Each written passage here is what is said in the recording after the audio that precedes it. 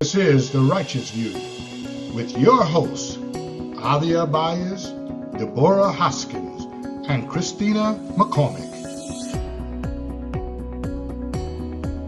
Good evening. Welcome everyone to The Righteous View.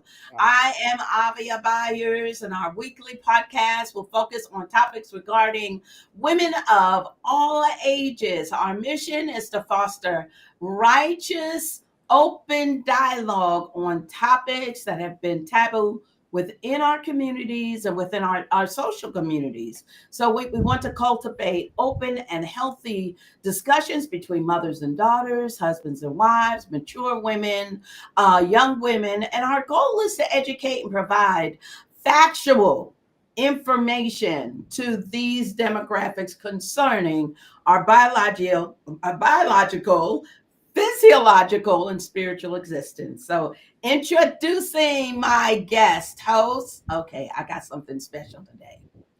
Christina McCormick and Deborah Hoskins.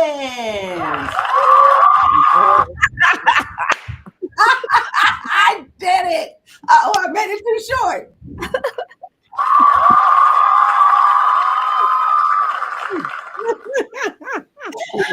And then introducing our special guest tonight is Lami Simmons, Emmanuel Natase. I know I didn't say that right, Emmanuel. Natase and Sherrod Mickens. What's going on, everybody? How y'all doing? Good evening. Right. So this this panel of young men will share their views and perspectives concerning their views on women and relationships. I think we lost Emmanuel, but we have a lot of rain. It just started raining, y'all, all of a sudden, like 45 minutes ago. So hopefully we can get him back on. But we want to welcome our guest host tonight and thanking them for coming on and taking time out of their busy schedules to our podcast tonight. Look forward to continuing this discussion. Yes. We want to encourage you to tune in on Thursday evenings at 6 p.m. right here, Eastern Standard Time, for thought-provoking topics that will hopefully stimulate conversations that are sometimes hard and uncomfortable. All right, y'all. We are live on Facebook at the Hebraic Awakening and The Righteous View. If you miss a podcast, you can view it and past podcasts on our YouTube channel at The Righteous View. If you enjoy the topics and the discussions have helped you in any way, please subscribe, like, and hit the notification button. Ding, ding, Ding, ding.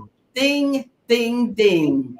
So first, we want to say thank you again, guys, for coming on and being our guest panelists. We are grateful for you joining this discussion and willing to come in on this discussion. We want to continue on our topic, which is the narcissistic and misogynistic spirit over our spiritual assemblies. So last week, we had a really good discussion. Lami was on with us. He was alone. He was just flying solo last week. He did it, but he did a great job. And I know my husband was very pleased. He Thank you. points and he said he did a good job. So we're excited about having another great discussion and just going through this dialogue with our young men concerning their perspective on women, dating, sex, and communication. So we're going to start out with our first question, and hopefully we can get Emmanuel. First question. Can you see it? Can y'all see that question? Y'all see the questions? I'm putting them in. Yes. Yes, I do. Y'all want me to say it? Okay. What do Uh, y'all Go ahead and think start us out. before marriage? you know,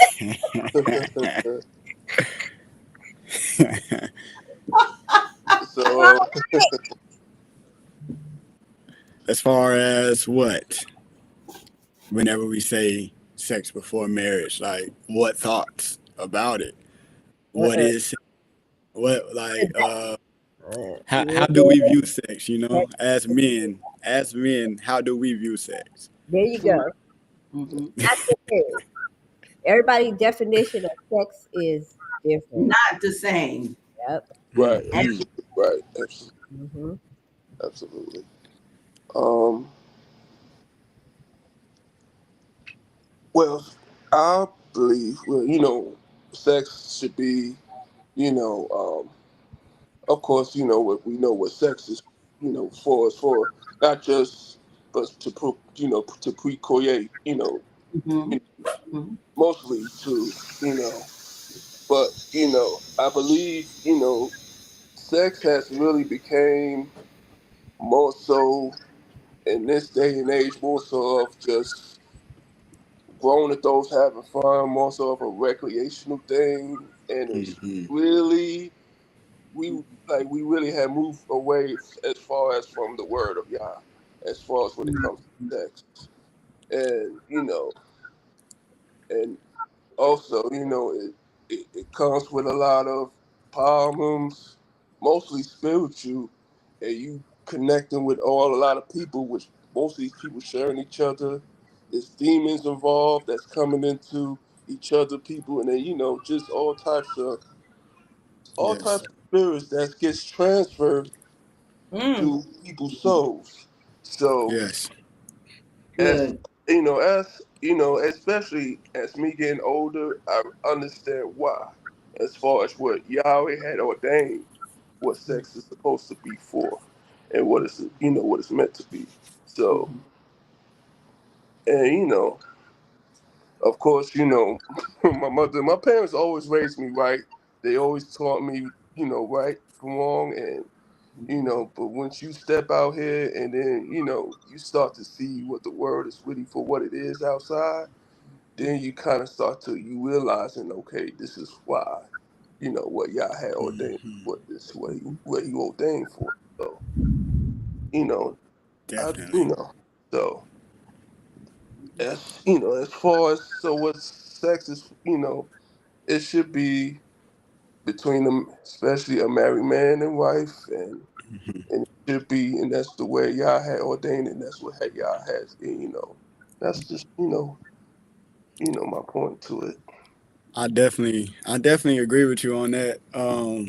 And it took me learning this and actually becoming a man of Yah, you know, Yeah, because again, without the knowledge of it and just listening to the worldly knowledge, like just exactly. test driving things, you know, and Right. then after a mhm. while, you keep test driving everything, you ain't gonna want to buy the car. Uh, That's so right. we just got we with sex is definitely intentional. Um, and yeah, so when you talk about that transfer of energy, that transfer of that spirit, you know, like that's what it's that sacredness, you know, that union, that joining of two becoming one, and you're not just supposed to be just uniting with just anybody, you know. So I definitely agree with that, and I also take it to a whole different perspective of just that cherishing your body as that temple. And it Paul talked about it where he said that um, he said you shouldn't be joined to a whore, right? And then whenever a whoring comes, flee. You know, as we're one in Messiah, so we should be fleeing all of that immorality. You know, we should be the ones who is setting the morals and setting the standard. So definitely, I believe that it should be withheld. It also creates discipline. Uh, Whenever I started saying no, whenever I could say no, that's a whole different type of power right there. I'm not even going like just to be able to say I'm above that. Like, what else do you have to offer? especially if we looking toward marriage. Like, what else do we have to offer? Because other than that, we just gonna stay on a fleshly level, and that's nothing. That's not gonna bring nothing to the kingdom. That's worthless. So, uh, yeah, that's my 2 cents on it. I definitely think though it needs to be intentional, because again, I know the mindset of everybody now is okay, whatever, marriage, this, whatever. It needs to be intentional. Consensual as well, because sex has to be consensual, I would say. The woman saying yes, the male saying yes, both agreeing to it. But again, that should happen after marriage. It wouldn't be questioned. Consent wouldn't be questioned like that if we was waiting till marriage. But again, yeah, even if y'all are doing it before marriage, it does need to be consentful, and consent can be taken away. So if we are texting about something and then whenever we get to the time and don't want to do it, consent can be taken away. No means no. So that's my views towards sex. Can I ask a question? So, okay, y'all gonna Well, make me. Emmanuel is on, right? Yeah. And he Emmanuel, take your video off, or Put it put on. it on put the your camera. video on. Right. Can you hear us? Okay. I can hear you loud and clear. Okay, great. There you go. There he is. Okay, the Ghana man. All right. Give us your before, Christina, just before you get Okay. ready to jump in. We have that same question, so Emmanuel can answer. Oh for yeah, it. Emmanuel. What do you think about sex before marriage?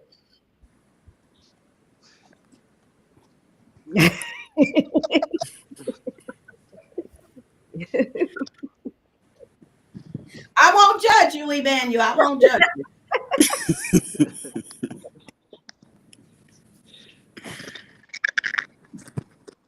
Well, I don't think it's a bad idea, sex before marriage, because you have to know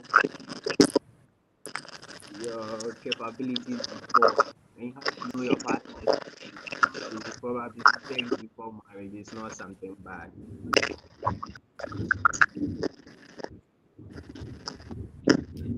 Emmanuel, you were breaking up. So Yeah, can you say that again? very terrible. I know it really, I don't know. Try to your Maybe back. if we all Maybe we're all mute mute. our We're all mute. mic, put ourselves on mute and let Manuel speak himself. Not your camera, just your Just voice. your voice.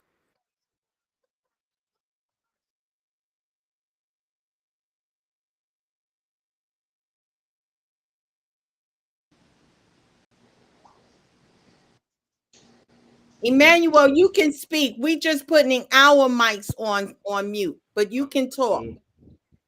Yeah, I was saying sex before marriage. I don't think it's bad idea, because you going into marriage, you have to know your capabilities before, and you have to know your partner's own too. So probably it's not something bad, but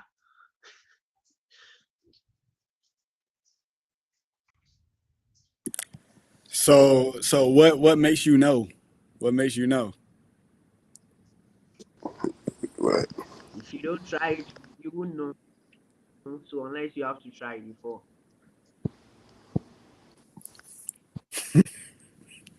That's what we run into. I like that though. I see that perspective. I see that Yeah. perspective. Whew. Uh-oh, y'all. So Me, Can't see you. We can't see you, Rod. What you think? okay, You heard so Emmanuel?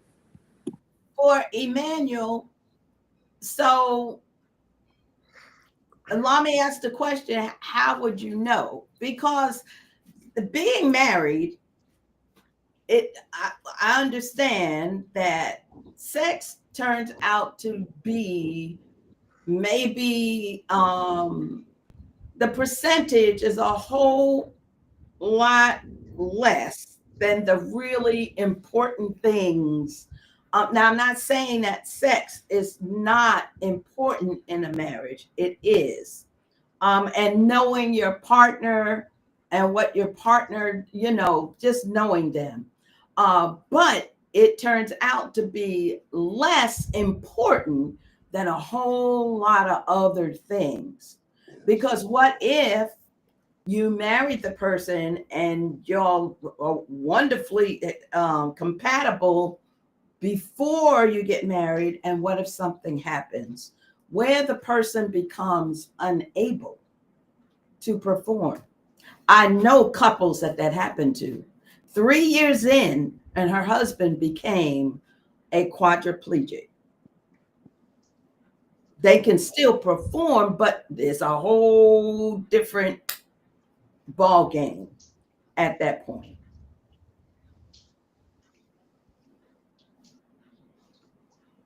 So how do you deal with that? Because does that mean you can just keep like, okay, if I don't like this one, then I go to the next one, try her out. If I don't like that one, do I go to the next one? Because that's what it can turn out to be. Turn out to be, and that's what majority what it turns out to be eventually. Sherrod, we can't see you. You can't see me? Oh, I No. thought you could see me. Oh, can you see me now? No. Oh man, I got the camera on. Oh, let me see. Oh,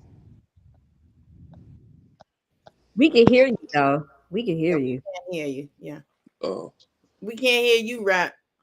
Of the Take yourself off. we can't hear you. You take your Oh, I'm sorry. Lami and Emmanuel, Lami and Sherrod had a different view.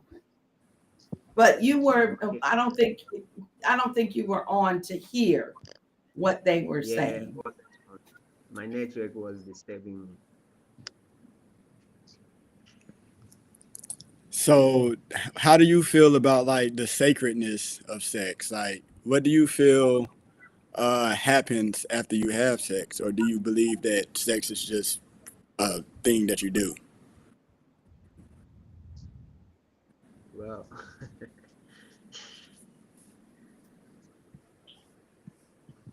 me, I see it more or less like you having pleasure, nothing else to it. That's how me I see it. Pleasure. Yeah. Okay. Okay. Definitely, I can see that as well. So we do know that that same pleasure carries power, though, right? Or do you feel like it carries power? Oh, I don't know much about the powers of, but there's this kind of freedom after sex. You feel free, and you know, I don't know how to make you understand, but Yeah, I'm tracking. I'm trying to track too, though, because when we talk about pleasures, though, that also is definitely synonymous with lust. So it goes back to us being in our carnal nature. So not being able to get out of that carnal nature, sometimes this is how we view sex as just it's whatever, right? Mm. Rather than yeah, killing that flesh and living in the spirit and trying to understand the higher thinking behind this act of procreation. You feel me? So yeah, that's just my that's like my viewpoint on it, because it's again it's you are uniting, you joining together with somebody else. Like it's a yeah, physically it's just one thing, but that's a whole different realm that we rocking with.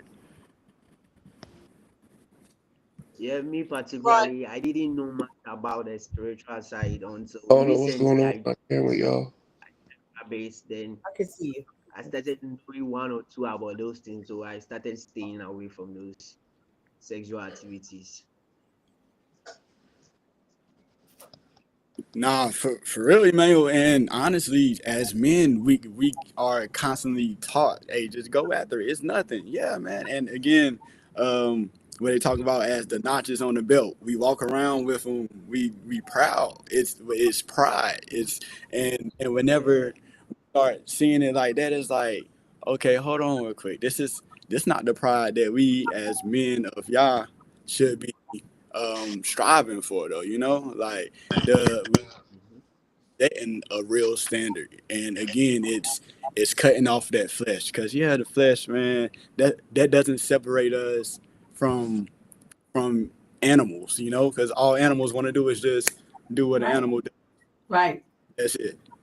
Right. But with us being able to control that lower nature, that's what separates us. That's what brings us. Yeah, that's what separates us. And we're called to be set apart.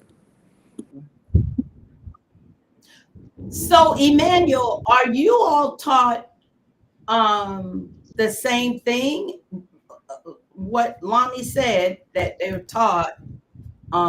Well, Lami, you say it because you say it better. Because I wasn't taught that way. I was just We oh, was taught, hey man, go and get them, bro. At an early age, it was who can get the most girls, and you don't get more than me, and you not a man until you get a girl. Oh, and especially whenever you get up to a certain age, oh, you ain't did this yet. Oh, you come on, man, you lacking, you lacking. Yeah, that was is Sure. that well. What did you say? How did you say? Oh, he keeps going in and out. I was going to ask him. I don't think Emmanuel heard your view. Oh, okay. Uh, well, at the same time, if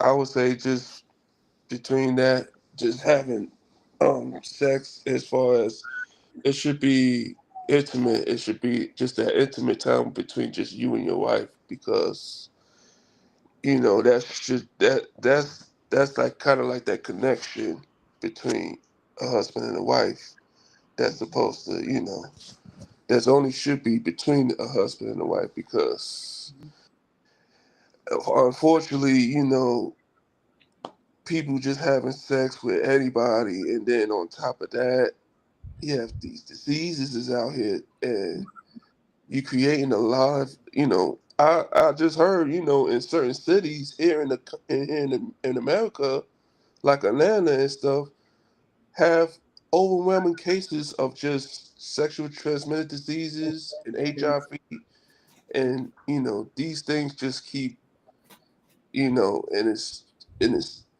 it's not it's getting to where you cannot even really trust anybody as far as and it gets out of control and and Yah knows what he did and when he's mandated a lot of these you know in his word because we just look at it as well it'll be okay if we do this and that but you're not overlooking for why Yah has set these things in order and Yah knows what he's doing so we take it upon ourselves as just well we do what we want to do and this and that and next thing you know you never know what happens and you mess around you didn't caught whatever diseases is out here and some of these diseases are not even curable and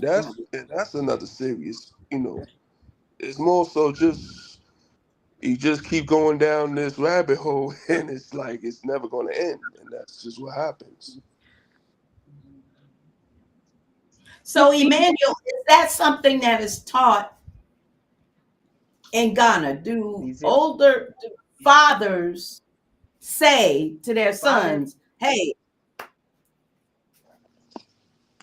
fathers are not going to teach you that, but your peers, your big brothers, they will be teaching you all those things. Because me particularly, I learned it when I was in high school. My dad was always telling me to stay away from those things. But when I got to high school, the influence over there was very high, and I just picked it up over there. okay."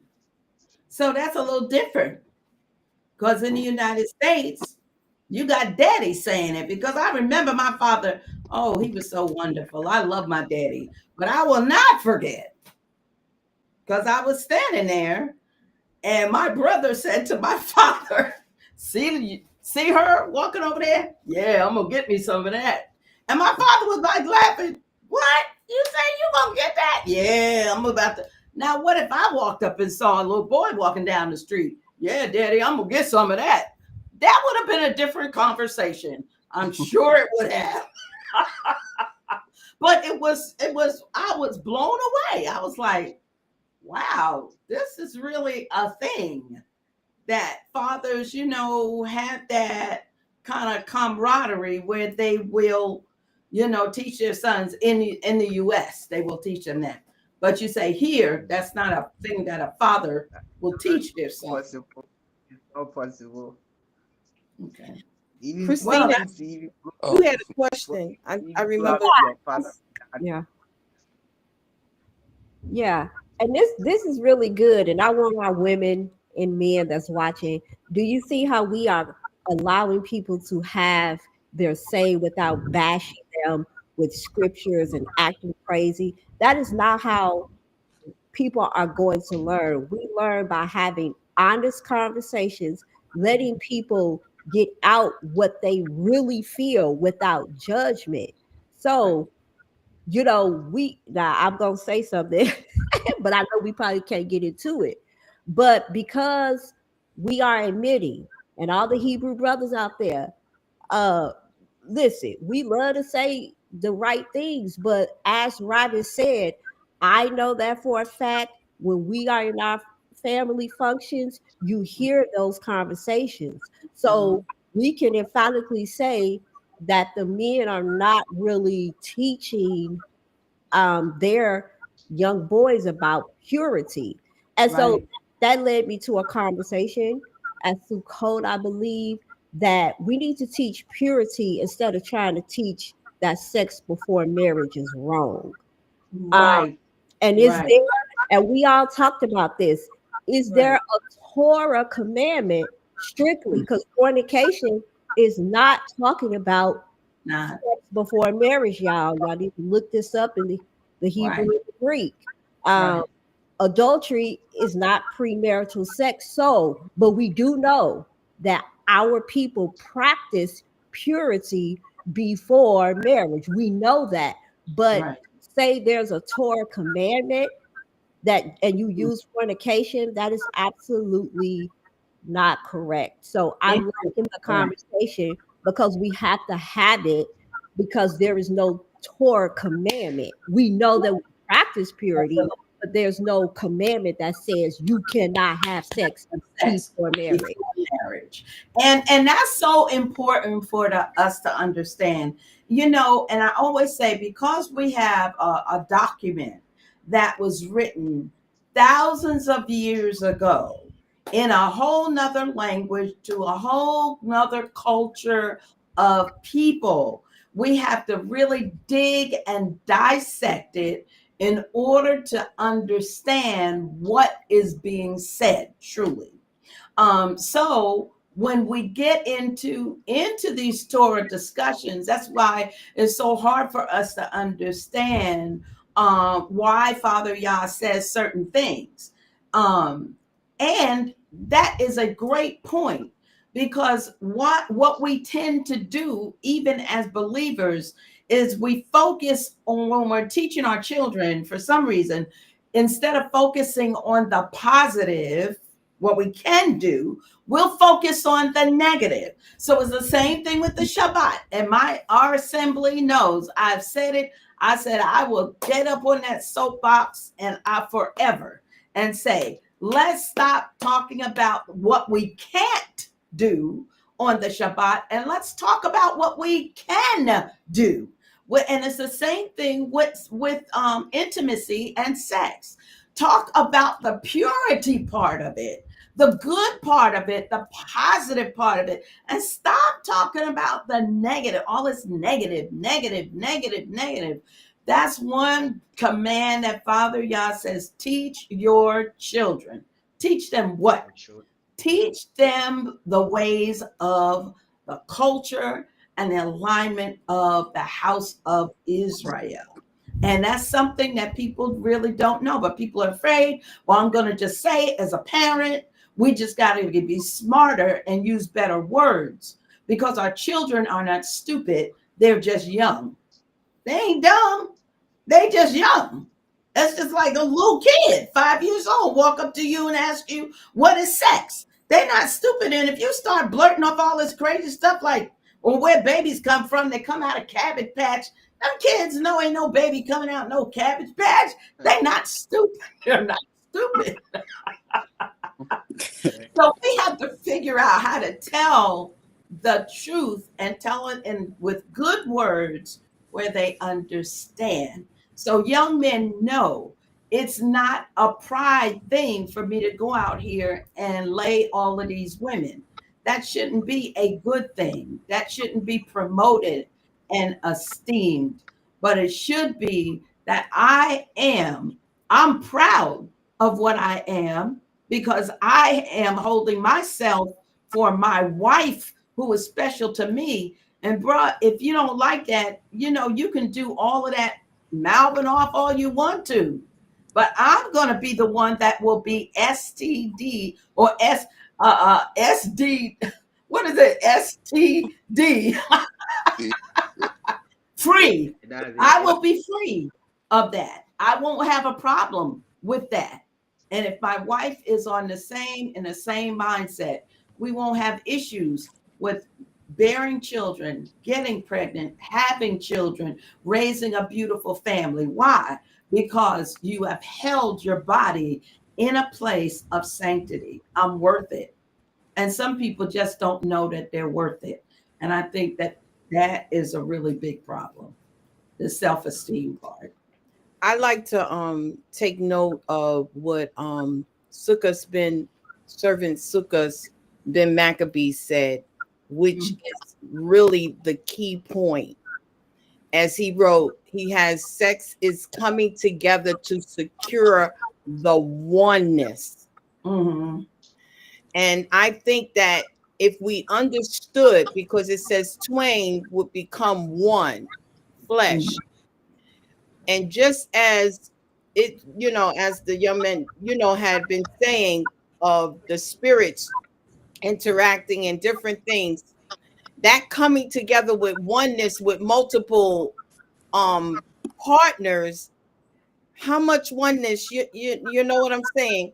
So right. Even what Christina said about the purity, which is important, is to realize it's not, and just even as saying procreation, and actually it is also, it's not just procreation, right enjoyment of a couple who is in oneness, yes, enjoying one another, because your bodies belong to each other and not multiple people.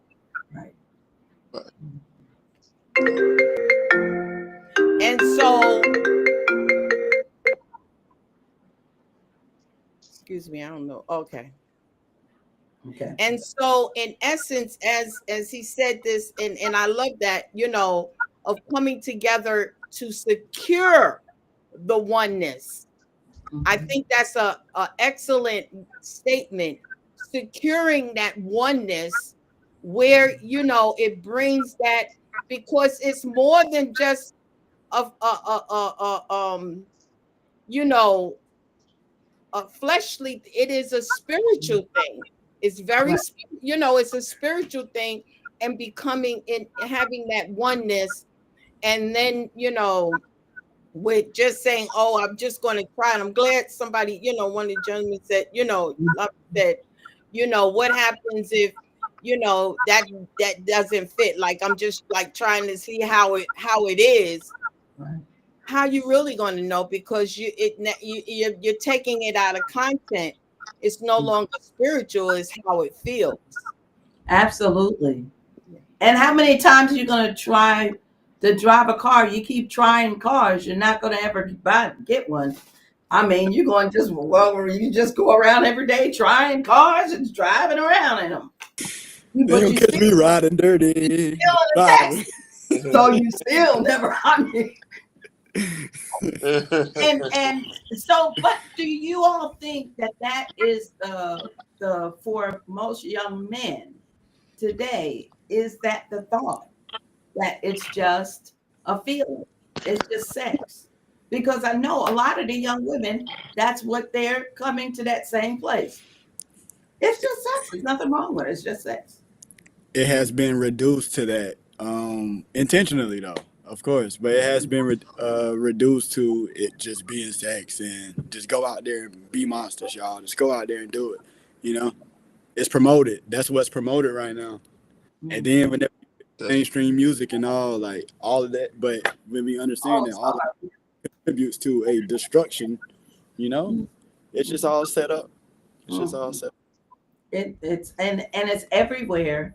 It's here. We go to the gym, and sometimes I just put my headphones on because I'm like, I just can't do it. I feel like, whoo, this I what? mean, literally, it's everywhere. You can't even turn from it. You go to a supermarket, Yeah, you can go a here gas too. station. It's Here all, too. Soup everywhere you yeah, go. That's Everywhere crazy. everywhere. it's played, and it's like everybody's walking around like no big deal. Yeah. I feel like my ears been raped, but I mean, no big deal. It's just I'm trying to. I'm like, whoa, that is harsh, but it's so it's world. If it's in, we are on two different continents, so that means it's worldwide. You know, wherever you go, it's you Yes. may not hear them that much. That's the appreciation that I can give to the uh, Muslim countries. When we went to Egypt, we didn't hear all of that in Egypt. Nope, Mm. you didn't hear that. Not that. Mm-mm. But you've got 70% of Egypt are Muslims. So, yeah, they didn't have um, that kind of music playing in the stores and stuff and in the restaurants. But here, hear it all the time in the nail shop. Sometimes I have to tell them, please, spare sister. Just spare sister, please. Just turn it something else, please. And they're so polite, they'll turn, they'll turn, but it's everywhere. Yeah. It's everywhere. It's, Should we go into question two? Okay. Yeah. Question um, 2. yes. What do the words woman or female mean to you? Hmm. Mm, wow, that's a good question. That's that identity. I would say, um, yeah, difference between female and woman. And I've gotten put on to this because the earlier version of me who would answer this, like earlier in 2020, 25, literally about 7 months ago, I would have been like, yo, like a female and a woman's the same thing. It's like, stop it, you know? Uh, Context matters though. A female is literally just the biological part. Same way how any species could be a female, it could just reproduce, but a woman, I would say, is like that actual. You add those characteristics in there, like it's the identity of that female, um, carrying that wisdom. A woman carries wisdom, intuition, that nurturer. But it's more than just that biological point, like just to reproduce. And I would say that's the basis of those two words that I do see. It's the basis. But the argument I would say is like if we don't like being called females, why would we have a feminist movement? Why would it just be called womanist movement? But I yield though. Right. That's the way I think also. But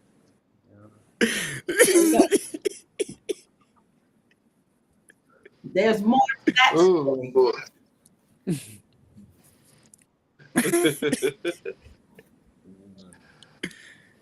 Well,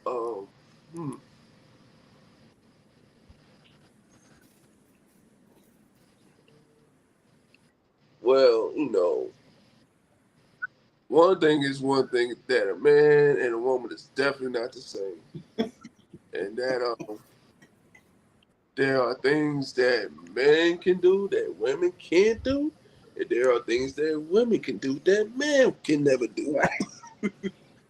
So there is a clear cut between the middle. So, and also it's and we need each other in order to, this is the way that that it was that we both need each other. It's not so much, and it's I hear so much about between man versus women, where men this and that, and women this and that. More so, it's more so just it's the partnership. It's the oneness, like my mom, like everyone was saying that it's a reason why men and women are here together, and it's supposed to be just that, as far as just keeping the family and the unity together, more so, Mm-hmm. and to create and to have just to build generations after generations, and this is just this is how I feel that this is what it's supposed to be. Do you, You I know. don't know. Did you hear the question? It says what does the word woman versus female mean to you? Oh, woman versus female mean Mhm. um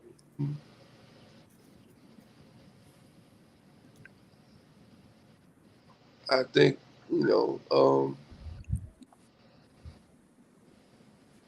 it's oof. I mean, I don't really see a difference, but I mean, if whoever could chime into that. So I don't know. Okay. Emmanuel. Yeah. When you hear the word Well, I woman, think when you hear yeah, I think they are the Mm. house of power. Because to me, I think no matter how strong you are, a woman can just bring you down at any moment in time. To me, I see women as the powerhouse of this world.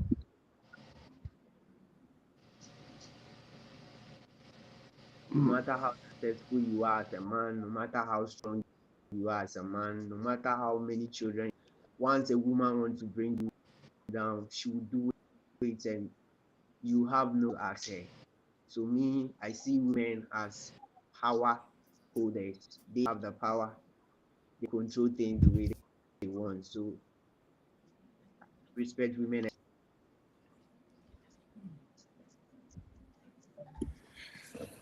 Okay. I have another side of this question as well, though. I think that can broaden this perspectives. So my next question would just be, what do the words male and man mean to y'all?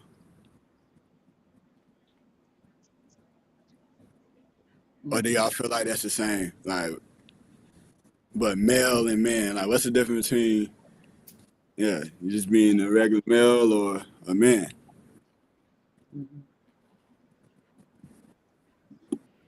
Um, I can kind of see it's a little difference between each word. Um, Oh, okay. I would say a male is. Hmm. I'm trying to think. Well, a male, you I can think have the man. The word the man is more so. It's just more have. It's a more meaning than just. It's a stronger meaning. now, which one you're saying is a stronger meaning? The word man. Man. Yes. Mm-hmm. And also, so in perspective, to go back to where a woman versus female, a woman is a stronger meaning Mm-hmm. for being a female. Yeah. If that's the Mm-hmm. correct, Yeah. put it to those terms. And Jeremiah Moshe Yasharel just said a female is a gender, a woman is character. Proverbs 31. Correct. And Right. hallelujah to Yeah. that. Definitely. And even studying, so like while I've been studying manhood and masculinity, that's why my perspective really shifts because of that. Like what's the meaning of becoming a man, Because as male, Right. even back to the last question, we were talking about sex, right? As a Mm-hmm. male, a dog is a male, a dog got two balls, they go Absolutely. past anything, you feel me? But as Absolutely. they know what to do with these two balls, we know how to act and we know how to preserve ourselves. So like, Right. man adds that character as well. But in this equation with women and female, it would be the opposite of them having that character that growing into something in comparison to just being a female by birth. Mm-hmm. Right. Absolutely. Yeah. Absolutely. Yeah. For Mm. sure. That's interesting. Yeah. Emmanuel, did you want to come in on that man and male point? Yeah, that's it. Male is more or less like you having the male organs, but there is nothing more to it. By you being a man, you take decisions, you take responsibilities. That shows that you are a man, not just a male. That's a great point. That is a really great point. It really is. And I always think about, just quickly before we go to three, um, when Father Yah created humans, or when he created the living beings that was going to walk on the earth, he created them all on the same day, male and female, beast, all mammals were created on the same day. So that's why you have men that will sometimes act as beast, and beast that will sometimes act as men. And when I say man, I'm saying Adam, male and female. Yeah. You just you will. That's why you have chimpanzees, apes that'll sit around and learn sign language and talk to you. Yeah. Will tell you, I want a glass of water. And, a chimpanzee. So sometimes they act, beasts act like men, and sometimes men act like beasts, all created on the same day. But there's got to be that separation. And this is what we're not, people are getting their lines mixed up, because now in so many ways, especially with that intimacy factor, we are looking a lot like beasts. Right. Yeah. Because that difference between man and beast was that ability of the mind, knowing how to use it. You know. Right. So Right. Yeah. Absolutely. Well, there's one statement on here. Crystal Ferguson, a female is just a female at birth, but once she becomes a woman, she has the capabilities to produce a child. So that's a good statement. That's a statement. But because a woman Yeah. becomes what we would, back during the time when the scriptures were being walked out, a woman at the time of beginning her monthly cycle was classified as a woman. These young ladies are not women, and when they their monthly cycle. I mean, think about it. Some girls are 11 years old, 12 years old. Would you classify them as a woman? I would not classify them as a woman, but they can absolutely produce a child. So, Yeah. Yeah. well, she says, or in fleshly terms, a female just is just a female that doesn't respect herself. A woman has respect for herself. A woman has respect for herself. Okay, clear, clear. Yeah. And you think about how we are taking a pause to dissect these words. Now think about the younger men and the younger women that that do not have a chance to be asked these type of questions, and so they do not know. And that's Right, why a lot of people that come into the faith, especially our young people that they get them fresh off the streets, they come from broken homes, backgrounds is wild, and you right. put them over into the faith, and it's so dangerous because they don't have the terminology. Nobody has taught them about sex, purity, man, woman, and they come over into the faith, and the Mm, first person that tell them anything, they just absorb a lot of misinformation. That's right. why it's so important for us to have these conversations, because people will, from the younger people, will just start quoting scripture and have no idea of what words mean. All they know is that this is what their leader taught them. This is what the guy on the street said, especially Mm, the young women. And that's why women get so caught up with the sexist marriage and get taken in and get abused. So it's great that you all are being brutally honest, because that's what we want. Because right. if I'm not saying you guys are struggling, but if we're asking these questions and you like, wait a minute, let me think. Guess what our young people are doing? They ain't thinking at all. these, these questions is nothing more in their world. They just Mhm. trying to figure out. So thank you guys for being so honest with us. We're not judging. We are having a conversation, trying to understand one another. Absolutely. So thank you. We ready for number three? Oh, yeah, we know y'all gonna be honest. Number three. What is something that is a challenge for you while in a relationship? What is a challenge? Uh, Mhm. Um,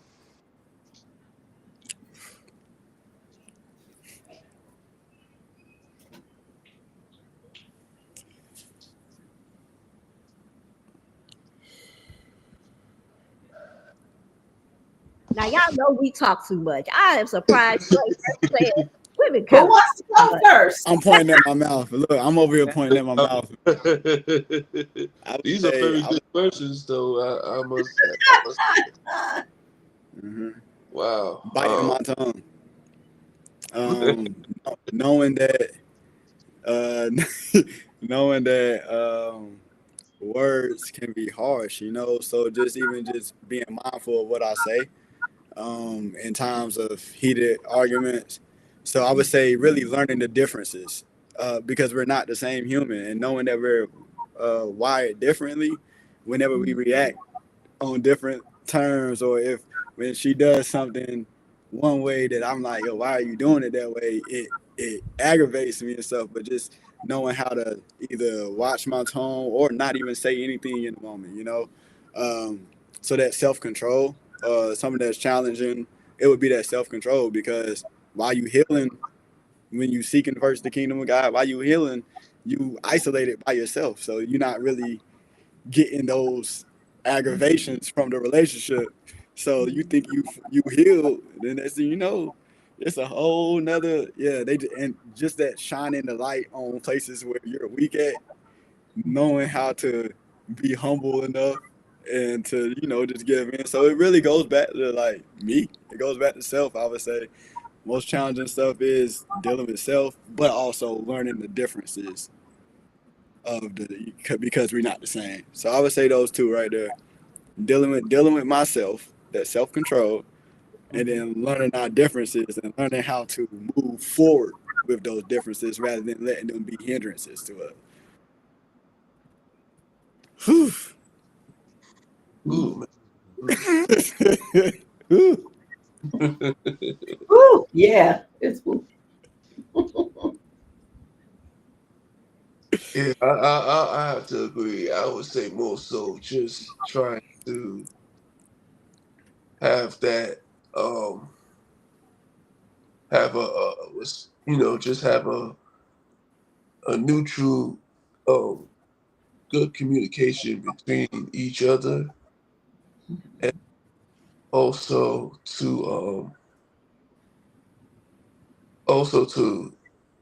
kind of understand each other as well, because sometimes we, like you say, we think differently between either, so it's also mostly to have to be to be one-minded with each other, to have that same mindset as far as when it comes up to just certain things in a relationship, and to be on the same page on things in a relationship with each other, and you know to always feel comfortable to where one could communicate to the other of things, and to be able to work things out with each other as well in a relationship. So, yep. He's seen that in me. Yes, I had great examples growing up, so No, I'm I was just ready. saying, just saying, just saying. Yeah, look, honestly, Emmanuel, what's your I'm sorry, I didn't mean to jump in. I didn't. no, that's okay. no, that's right.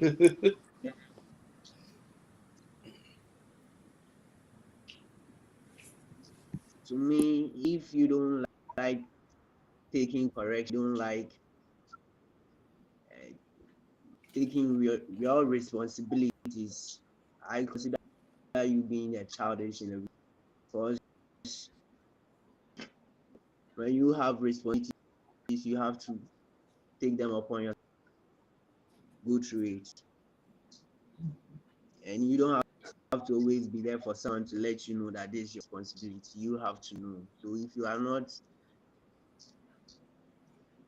seeing your responsibilities and you taking them upon yourself, then I don't think you are matured enough to be in a relationship.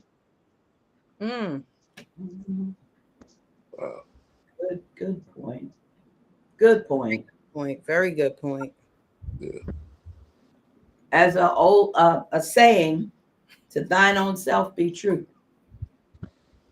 So you should know whether you are capable of being in a relationship. Yeah, You know, relationship.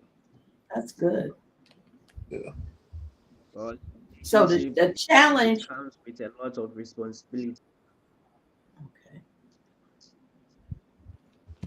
So is do you take that as that's a challenge, Emmanuel, that you're saying when if you meet a young lady and you begin to talk, blah blah blah, and the challenge is more so on your side, as in taking responsibility as the man, or is the challenge just within the relationship altogether, with both taking responsibility?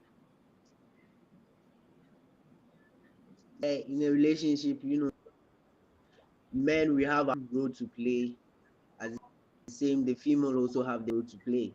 So if I'm playing my role or taking on my responsibilities and you fail to take on yours, then I see that you are not matured enough to be in a relationship. So to me, I clearly see you being childish. Okay. So that's the challenge when a woman is being childish, correct? Mhm. Okay. Yeah. Can I ask what constitute one would you would think as that woman being childish? You Yeah. know, just Yeah. because it can be different interpretations of that. Yeah. You know, That's your subjective. interpretation in regards of that being immature. Because that's a general statement, Please, can you and come every again? different.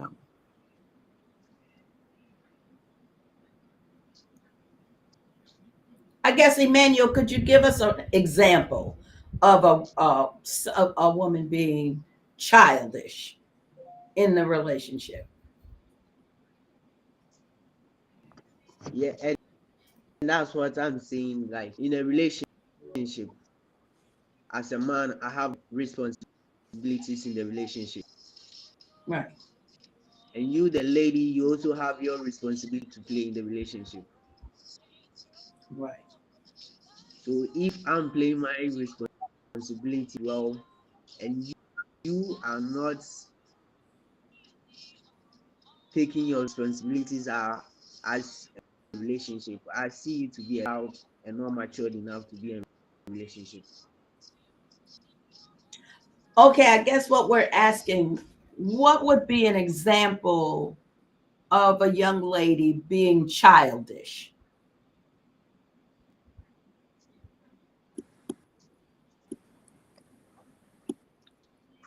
You shifting blames.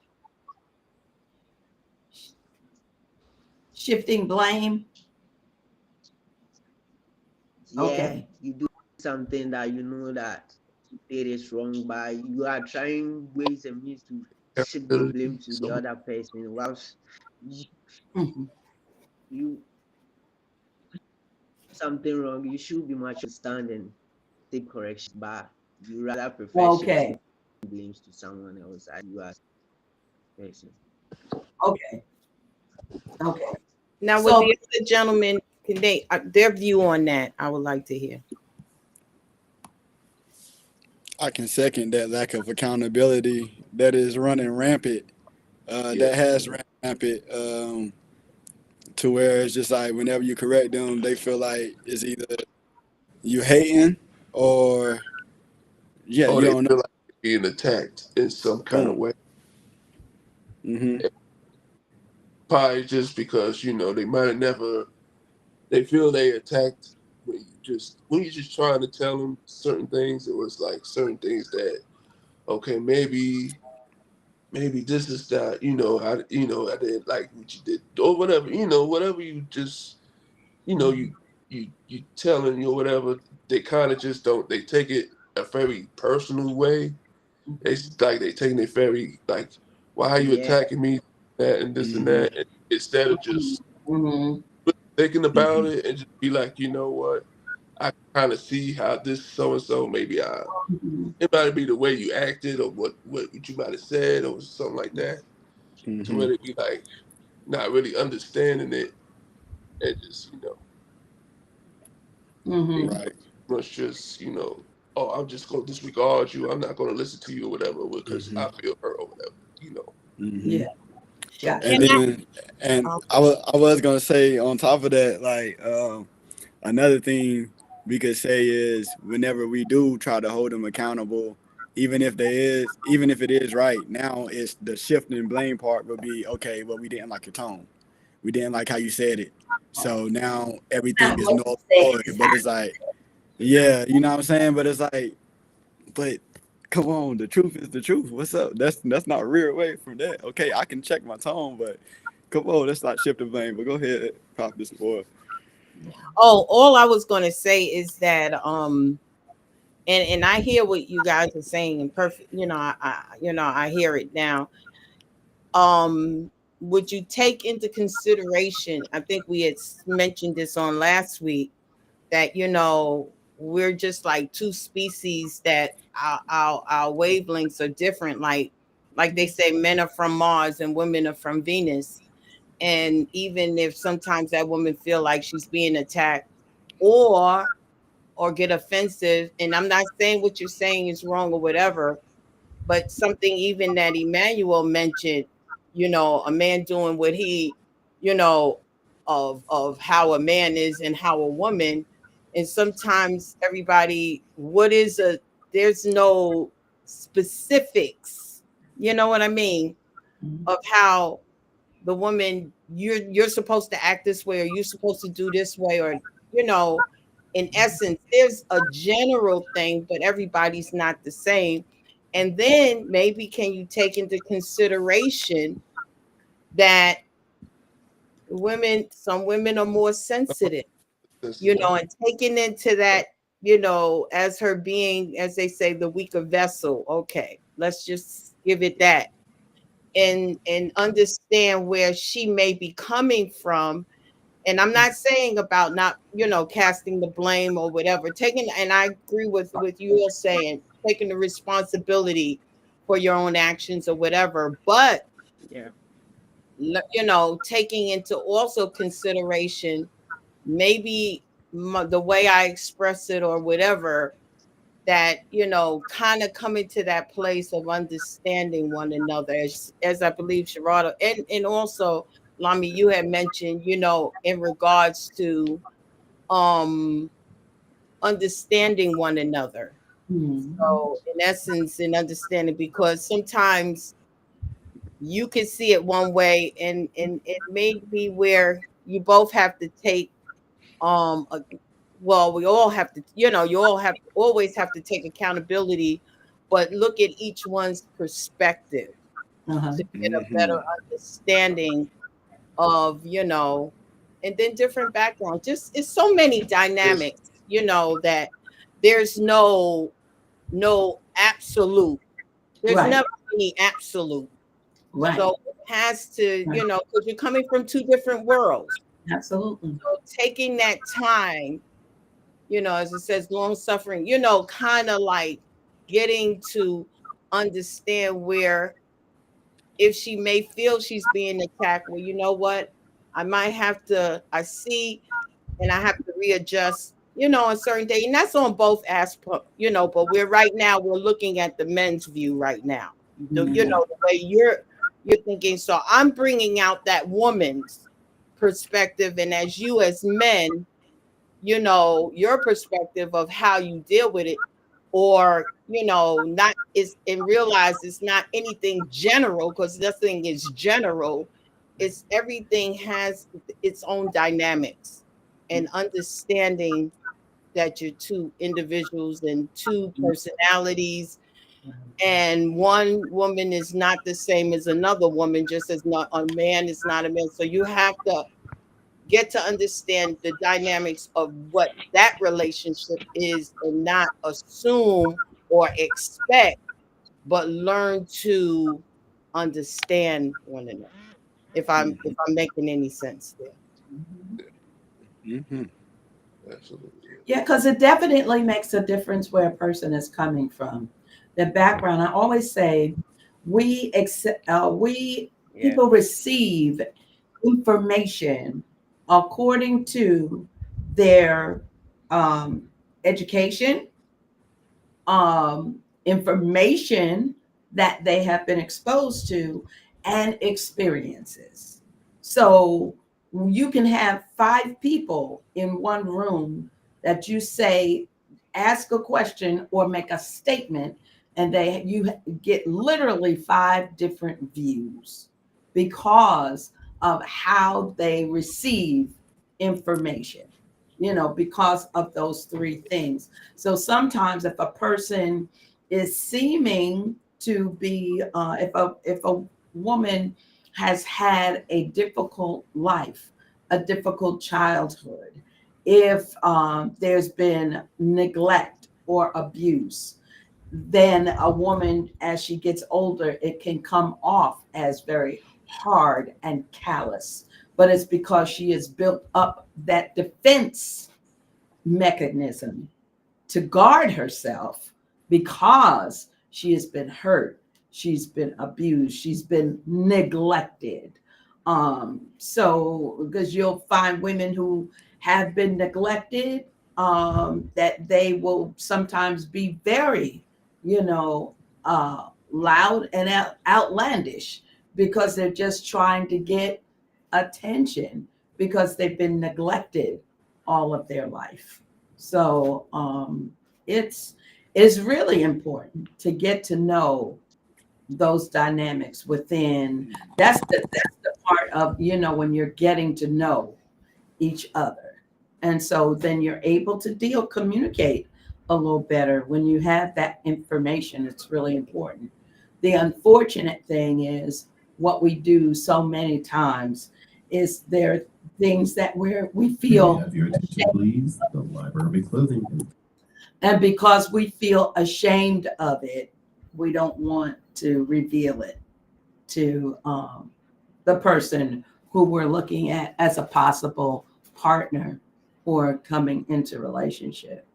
It's difficult Yes. bearing, those sides of you that's not pretty and talking about them. And I remember having to, talk to my husband about things in my childhood and things that I, went through and feeling very ashamed.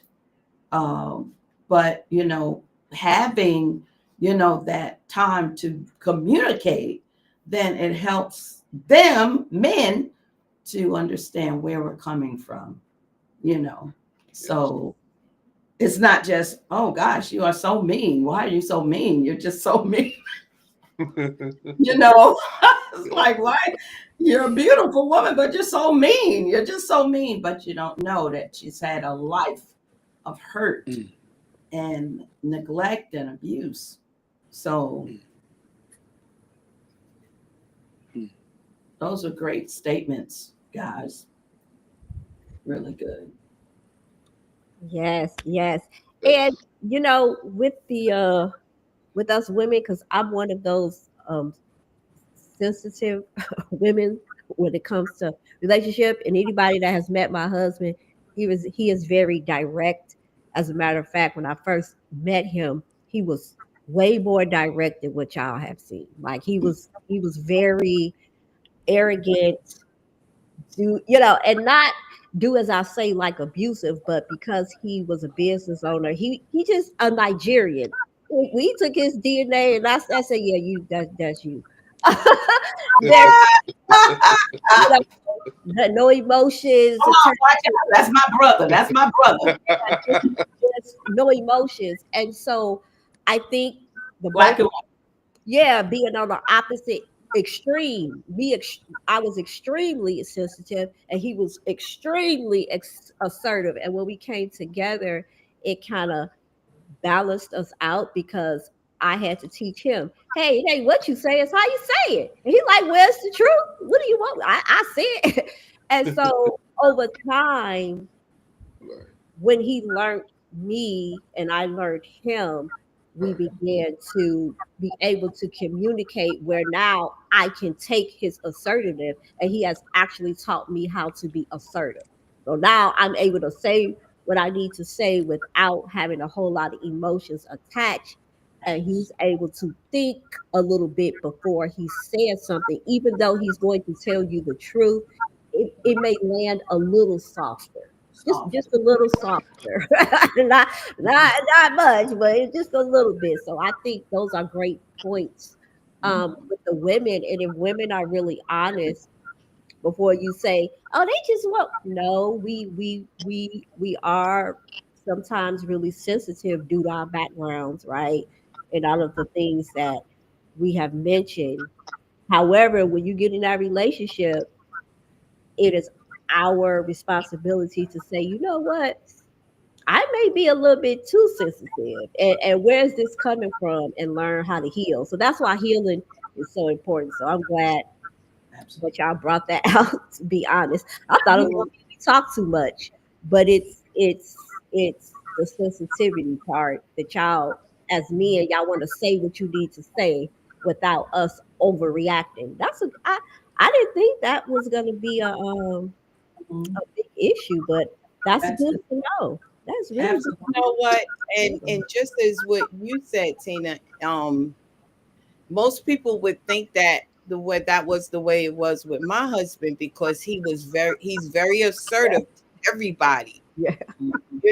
Very much that way. But actually, between our dynamics between him and I was more of the assertive one in the relationship. Gerard can attest to a lot of that, where I can be kind of that bully, and he was Oh, the one Nah. sensitive. yeah. Am I right, Gerard? He You was was the one that telling the was truth. sensitive in our relationship. Am I right? I was brutal. Tell the Because my truth. husband would tell people, he said, "You don't know my wife." He said, "Yes, you do." No, Yep. truly. Am I right or wrong? In house. Absolutely. Absolutely. Most people think I'm the sweetest person, and I am to everybody else. But I was like the Gestapo. Everybody else. Am I lying? Sherrod is right there. He Nope. know. I can Am attest I to it. lying? 100%. 100%. And my husband would be like, and even Ali would say, and I had to learn to be softer and be, because he said, "You're not my mother." He was always, "You're not my mother." He, would say, but I thank the Most High, because I learned to be more of that quiet person. Am I right? And I had to apologize to everybody. I apologized to him and the boys, because I was like the Gestapo. I'm telling you. It was like, I expect better in the house. I can take everything from everybody, but inside. So my husband can be very assertive to everybody else. I mean, he's that man's man. But Right. when it came to me, he was like, I could really, because he was the sensitive person in our relationship. And I used to say, "Yeah, you dish it out, but you can't take it," And that's, but yeah.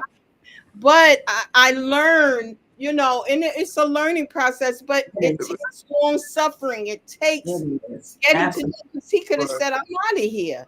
You know, you Right. know what I'm saying?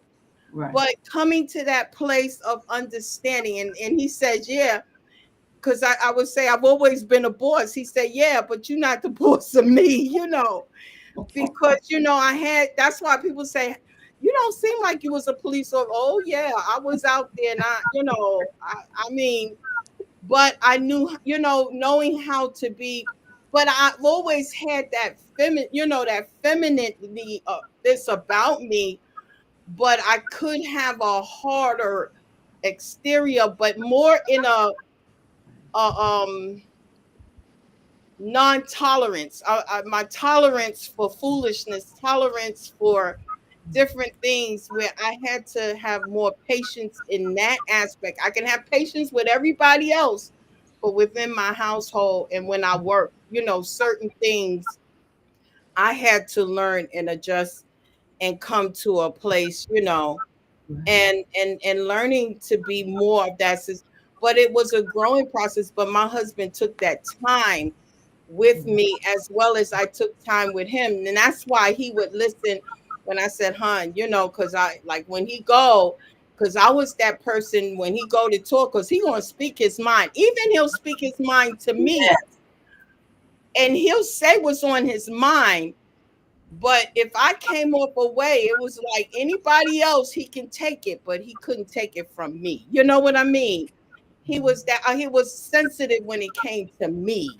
Right. Yeah. Right. Yeah. All right, y'all. What about to play many times as a mediator between my mother and father? Uh-oh. Uh-oh. I can see Many, little, many times. little Sherrod. Now, Mom. Mom would say some things, and then I would hear Dad. Dad would say some things, and it's like, okay, I could kind of Yeah. understand it. Then, you know what I'm saying? I tried to like, Let me help y'all out. okay. Now, Yeah. one thing I can say about Sherrod, he don't pick sides. He picks the side that's right. That's And right. that's always been him, even from That's a good. child. And even as he's grown, he's like that confidant that people can go to, and you don't have to worry about him. And he's not a person that takes sides. He goes with what's right. I Right. said, I don't know what child. I'm telling you, he's always been very mature from a child. He has just always been that way. Yeah. Well, I'm gonna tell you, Calvin and Lori did not get in the middle of our. I think they was too afraid that we would both turn on him. So they would just politely just leave the room. Okay, let them settle their Right. okay, we good? Y'all good? Okay. Woo. It's so important in that relationship, in that dynamic, to just know. And I think that's the important thing, knowing your partner, knowing the person who you're coming into relationship with. Mm-hmm. And sometimes when people come together too fast, you really don't know. You don't get the time to do that. And sometimes you need it. You do. Mm-hmm. So we want to go on to question number 4. Uh-oh.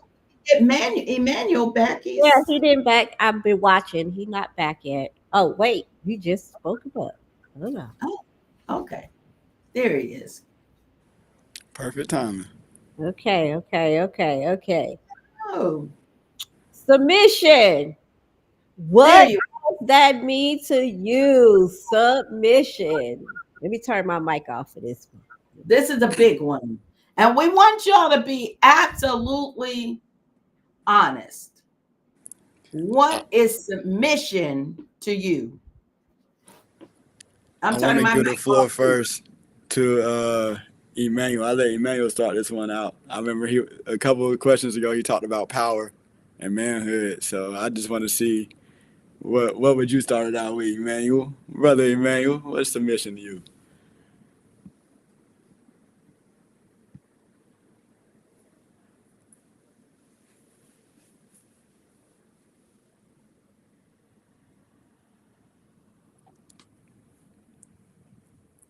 Yeah, hold on, let me mute.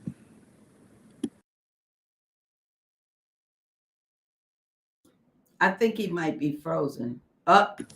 I knew it. He was going. Well, he'll come back on. Okay. Well, submission. I mean, I don't have no outlandish view on submission. I just break the word down.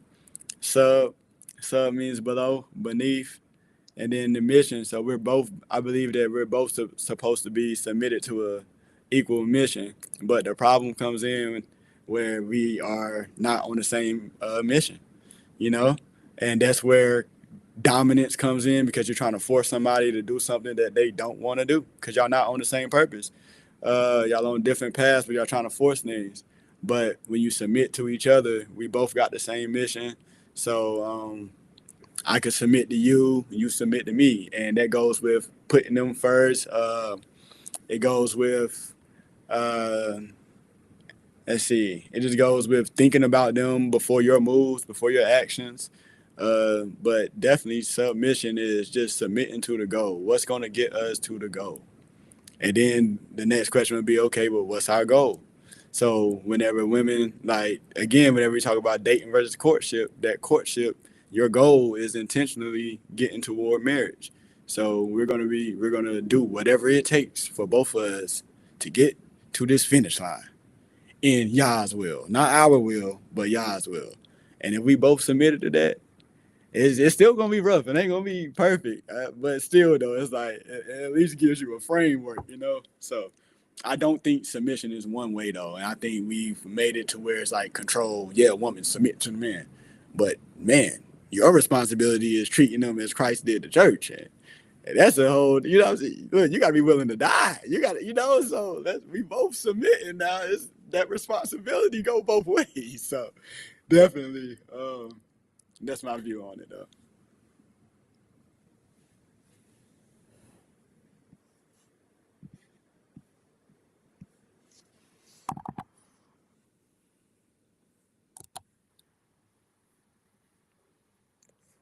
Gerard, I think you're muted. May we have your attention, please? The library will be closed. No. Are you unmuted?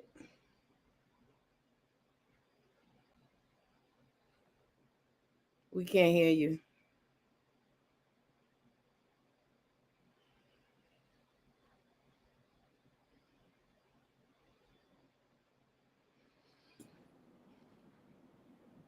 That's crazy because we see you perfect.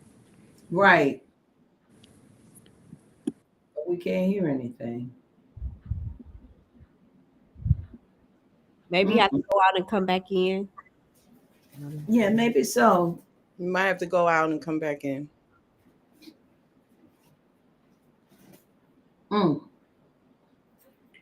Right on the submission part. It's a conspiracy. No. Like a conspiracy tonight, right? It's a conspiracy. Yeah. I think people just take that word and have taken it to the level that it just doesn't mean that. When I've heard women say that they can't read a book because their husband has to give them permission to read a book, or they can't have certain friend because he doesn't like her husband, so you can't be friends with her because I don't like her husband. Or when you get to the place that's cultic, when you get to a place where you're telling an adult person that they can and cannot do, they're an adult, that you're not dealing with a child, you're dealing with an adult who had a whole life before she met you. So that word submission, when we hear our brethren use it, and they use it most times, it's unfortunate, but right now they're using it when they're wanting to get a second wife or a third wife within, the Hebrew community. So we hear that a lot around that topic.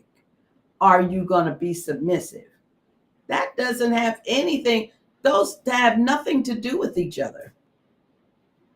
There's nothing, nowhere in the Torah does it say, and Rachel submitted to Yaakov having Leah and Bila and Zilpah.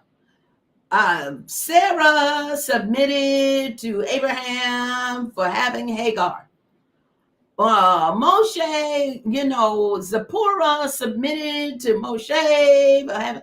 We don't ever hear anything like that. So how people have taken that and made it into a thing is really not. But I love, Lami, your take on that you just break, and that, look how simple that is.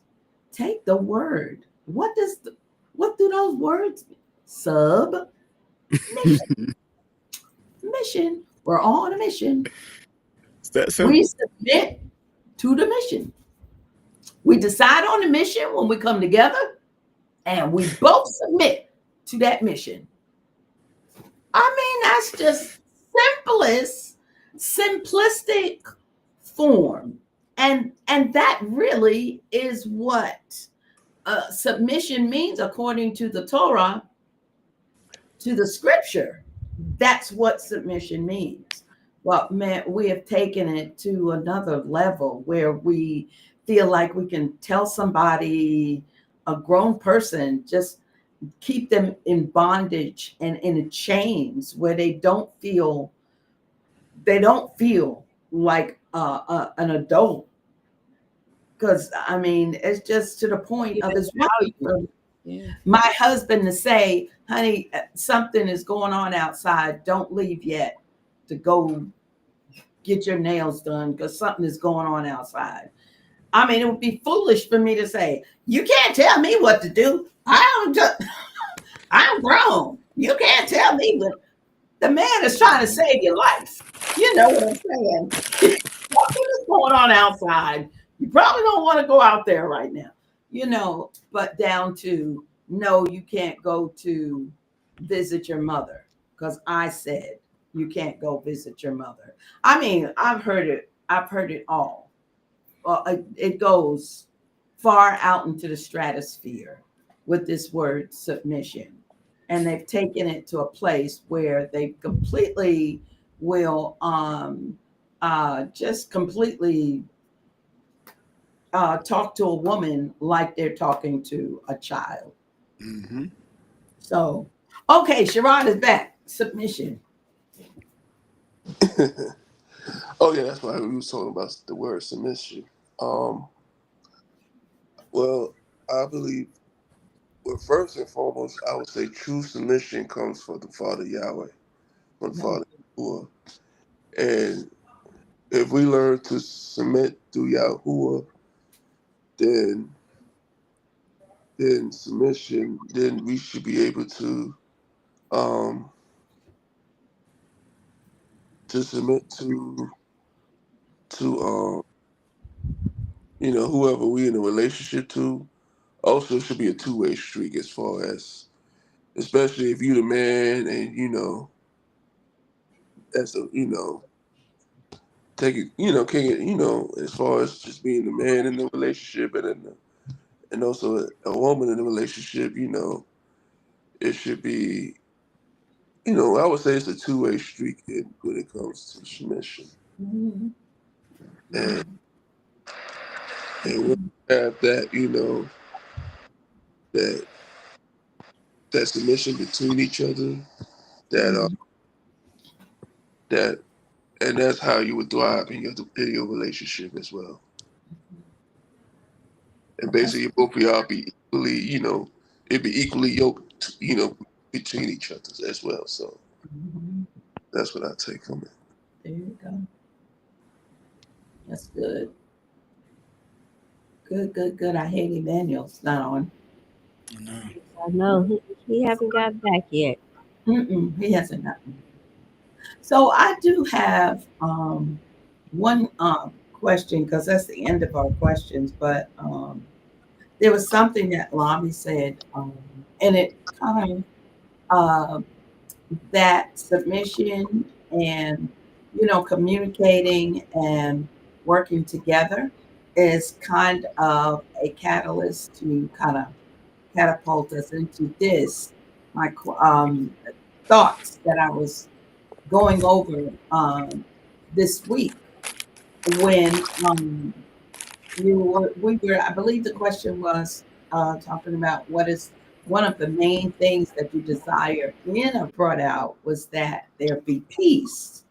I want a peaceful relationship, and I thought that was interesting. And I hear that, and I'm hearing it, I'm listening, and I hear that from a lot of men. I hear it from my husband quite quite frequently. I want to have peace. Any man wants to have peace in their, or and even woman wants to have peace. So my question is two. I guess a 2-point question, or yes. So peace at the sake of her not having peace, or is she to live in peace and pretend to be in peace so that there can be peace in the home, because that happens a lot of times too in relationship.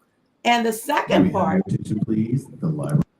because men run the world, there's no peace in the world, but men want to have peace at home. So that's kind of like an oxymoron. You want peace at home, but you're the ones who run the world where there is no peace. So I'm just throwing that Yeah. out there. It's a sidebar. I will to say that, I would also say that we don't really run the world right now. As far as our demographic of people, but however, it is coming soon that first would be last, the last would be first. But it's definitely not peace out there in the world. But I don't think that peace should be on the whims of somebody else should be suffering. Like if Oh, we're one, if okay. we're one, we like if one is suffering, we're both suffering. But peace would be both of us feeling good because now you're able to do what you're supposed to do. I'm able to do what I'm supposed to do, and now we're meshing. I believe that's where the peace comes from, where it's just like we found that gym, we found that groove. We're meshing, we're moving, we're understanding how to. Now, whenever I'm correcting you, it's not constant. It's okay. Boom. I've learned how to watch my tone.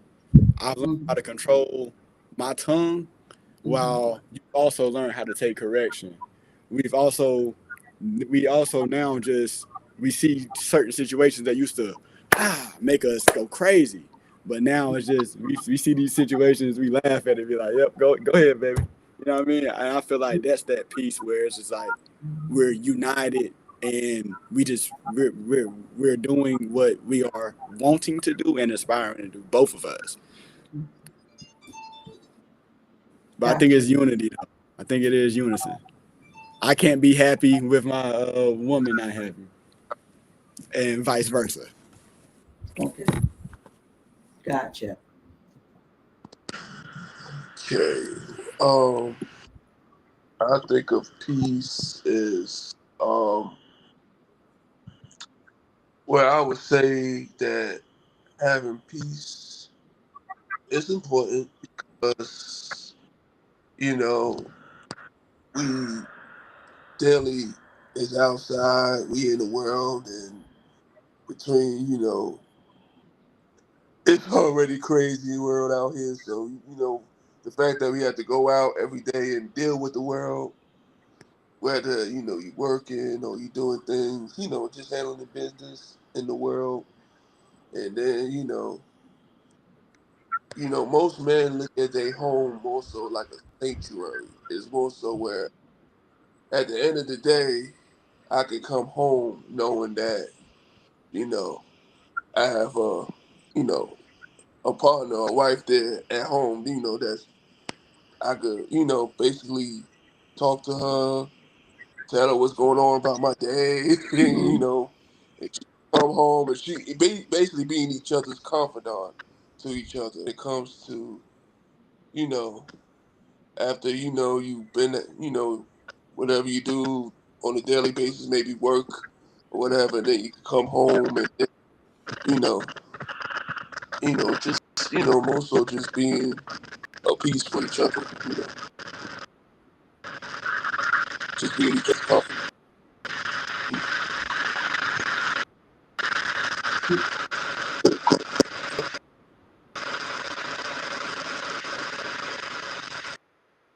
Oh, that might be your phone.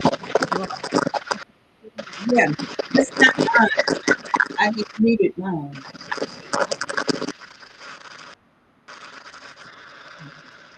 You know what I had heard let's say to my it was in a woman's marriage well not a seminar but can you mute Rob? Gerard, mute yourself. Gerard, mute yourself. Mute yourself because apparently it stopped. It stopped. But Yeah, it's not. yeah, it stopped. But I just wanted to say something that I thought it spoke value. Um it was um it was Deborah Yah and her husband that had mentioned this and I thought it spoke volumes. And in essence, he had said that and it could be on both parts, but for the most part, as the man, saying that, always when you out there, you have your armor on. You know what I mean? And having that wife, and something, and what Sherrod was saying, that when he comes home, he feels like he can take his armor off because you become that peace. You know what I mean? And I thought it spoke volumes, and in that aspect, I would truly say, because he's our he's the covering, and he's the protector in so many areas, that he shouldn't have to come in the home to still have to wear his armor. It should be where he can take it off, and know that not only you being his, as his being Isha, being his peace, he feels that he can feel that, you know what I mean, that safety net, and that you should feel that way with each other. Right. So in essence, I would say that peace, that place of feeling like you can be vulnerable, you can release everything, because when you're out in the elements, everything, you have an armor, but when he comes, he feels he can take it off, and be in that peace in you. So, and I like, because you when you said that should go both ways, Yeah. because I don't think that a person wants to have not peace, because nagging to a person can be very subjective. I think a person may think, just when you bring a point out or you disagree, and they say, that's nagging, but you're just bringing a point, or you disagree with whatever the discussion is. So I think it's also, I just think that that is just so subjective, because people are so different. Where, just even like me and my husband, where I will be very, confrontational, and he's very non-confrontational. So if we're discussing, and I remember saying, honey, we're discussing. This is not an argument. We are just talking about it. Let's just talk about it. Where in his mind it was, we're having an argument. So I remember saying, especially when we first got married, it was like, I don't want to argue. This is an argument. This is my No, we're just discussing. We have to be able to talk about things. And I'm not, are you saying, then I have to get clarity. Are you saying you want me to agree with everything that you're saying? Because I don't know that that's ever going to happen, that I'm going to agree with everything that you say, or that you're going to agree with everything that I say, because we are two different people. So I think sometimes that whole thought of um, what peace at what price, for the other person, because then you get to have the other person get up one day and say, I want a divorce, because you're at peace, and they're sitting around the other one saying, oh, I don't know what happened. I mean, I thought we were doing good. Yeah, you were doing good, because I was agreeing with everything that you wanted to do, but none of it did I want to do, and you didn't care. So that's why I asked that question. It should there be peace at the price of someone else's um, non-peace? They're not at peace, but you're at peace. Yeah, that Oh, was, Lami is backstage. no, I don't see him. You That's don't what see? I'm for. Did he come in on the right one? He can't come in on the other one. The last. Oh, Make sure he come in on the right one. Yeah, he has to come in on. on the right one because I would see them. But that's a good question because I think to every household of men, there you go. I see them now. To every household of men, that say they want peace, like they have to define what that is, right? Because some men, for instance, come home and they don't want you to talk, they don't want you to do nothing, give them something to eat, let them go sit down, kick their feet up, and watch TV. To them, that's There's peace. that's peace. Uh, However, like with me and my husband, he's still on the road, so my husband will be gone and come back on the weekends, or he'll be gone a week or two. Do you really think that after being gone for 2 weeks that I'm not going to talk to you? But with that being said, you do kind of give space for people to like decompress when they get off work. Because I Right. like Right. stuff. Yeah. Don't come at me with 50,000 problems. So I do understand that aspect. But what is peace? Because is it just the women nagging? And when you come home, they want to talk about something that happened last night, and you don't want to talk about it. You just want peace. Like I think, So you call it nagging. yeah, I think a lot of men, like we said, I thought that would be the number one thing: women talking too much and nagging. But I guess that goes along with what they call peace, in the home, like not a lot of nagging and Right. probing. Yeah. However, with men, unless you want to be with another man, you gotta you gotta talk, and you gotta come to that middle ground with women that like to talk it through, and men that just want, because like my husband, I had to learn that now, and that's why it's a learning curve with him. Like I'll be talking, and I'm very detail orientated, and he don't have nothing to say, but he had to learn to tell me, listen, I heard what you said, but I need time to process Right. everything that you said. It's not that I'm ignoring you. It takes me time to sit down, to think about what you said so I can come back with an answer. And so that might take him a whole day or two or a week. And I'd be like, Negro, Driving me crazy. you crazy. And But I come at so much things a million times. I'm talking, right? Giving him all the details. Like, But he's like, it's too much sometimes, and Too then much information. Too much. it's like okay, like yeah, like, dang. Gave me 50,000 different points. And you want me to spit back.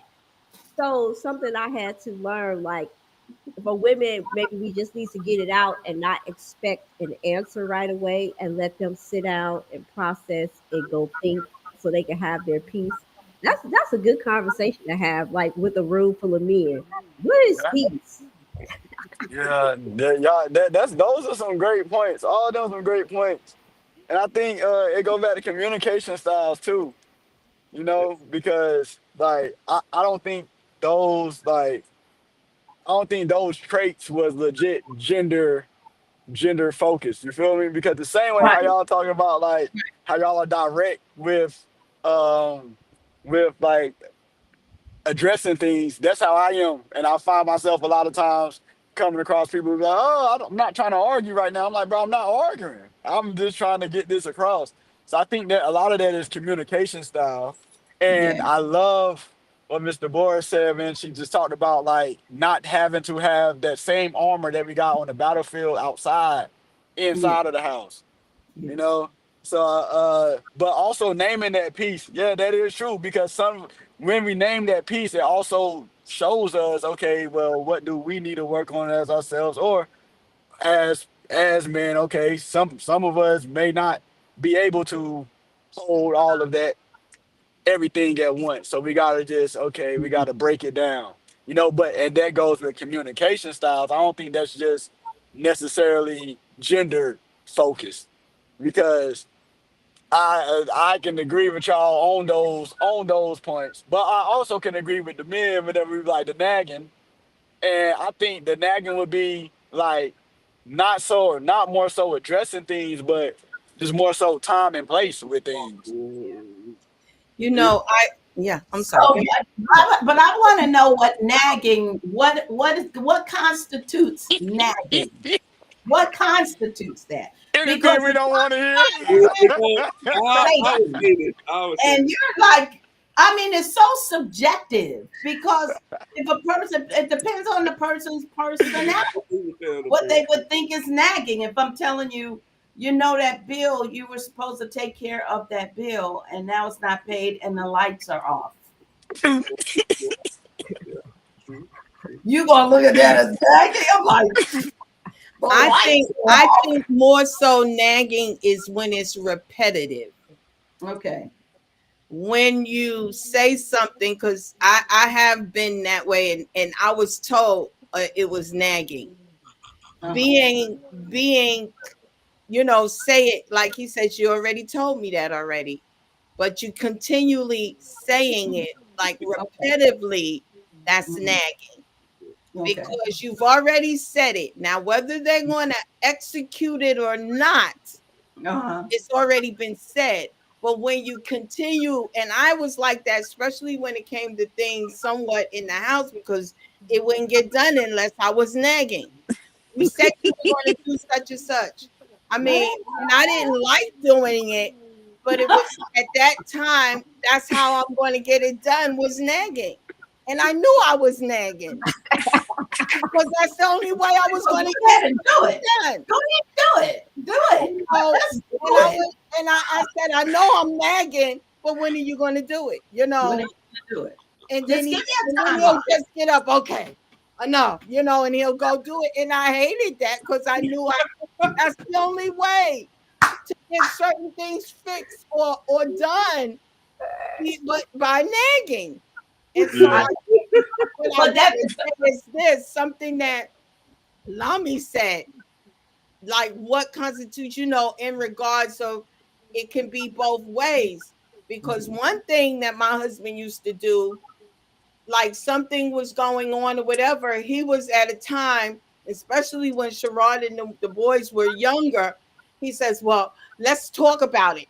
You know, he wants to discuss it, and I don't even want to talk about it right then.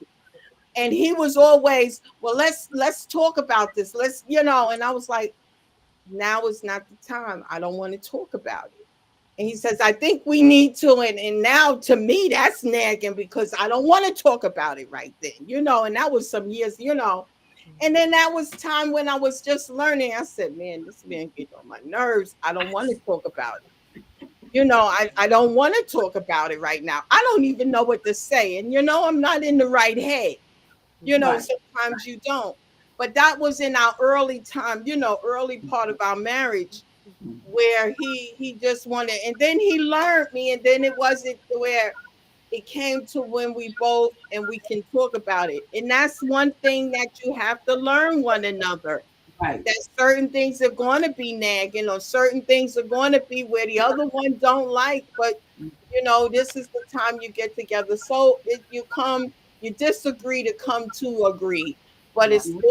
it's all in the process of learning one Learning. another, because that used to drive me crazy. At that time, you want to talk about it. I don't want to talk about it. I'm not. And see, we were just the opposite. I would be, let's talk about it. Yeah, I No, believe you were. talk about it right now. We need to have a discussion. And then he's like walking away. And I am following him saying, no, we're going to talk about this. Just, honey, just let it go. We're going to talk about it, but not now. Just not now. But there does, you know, you truly, there is wisdom in having that time to just have peace and just because we won't even go into if we know that it's going to push some buttons, we won't even like on Friday night, the coming in the spot, we won't even bring it up because we know that Right. it's going to push some buttons. Thank So y'all we for wait until, after Shabbat or Sunday, then okay. And then what that does, it gives you time to be able to sort out your thoughts That's true. on how you're going to say it, what the situation is, think it through.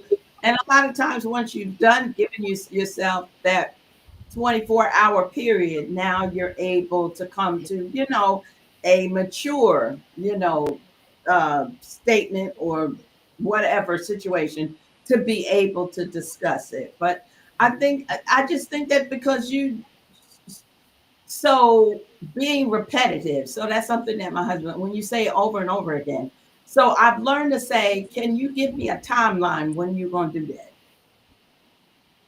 And then he'll say, well, I'm planning on getting it done before tomorrow, or planning on getting it done before Monday. Then I know, okay, so that's on his radar and he's going to, do it. But I'm the kind of person where if I think about doing something, I get up and do it then. I don't wait because I don't want to forget. So I go ahead and do it. But that's me. That's how I am. So I can't expect, and in our younger days I did. I expected for him to be on that timeline too. You need to go ahead and do it. When you gonna do it? I told you that you need to. What? When? When? It's still not done. When? So I guess that was nagging, but I just wanted, because that was me and how I did things. So you're no longer you're now one together trying to submit to the mission. We're trying to handle this business. So, but it does make a difference on, as I've gotten older, I realize how many words and how many thoughts are so subjective, depending on the person's personality, depending on their past experiences, depending on how they accept information, how they receive information. So, and sometimes that really truly can just be in a word. So, Emmanuel he wasn't able to get back on because he's got low currency at his place and his phone started dying. So, but he did want us to know for submission. He says submission is being obedient and respectful, not you being a um a puppy, because even if you are obedient to someone, you also have the right to decline some thoughts respectfully without you offending the other person.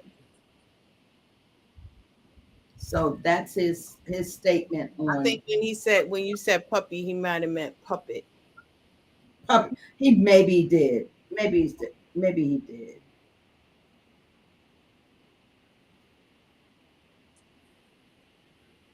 Yes. You know what? Maybe he did. Being a puppet. Oh, probably so. Yeah. He's probably trying to type fast.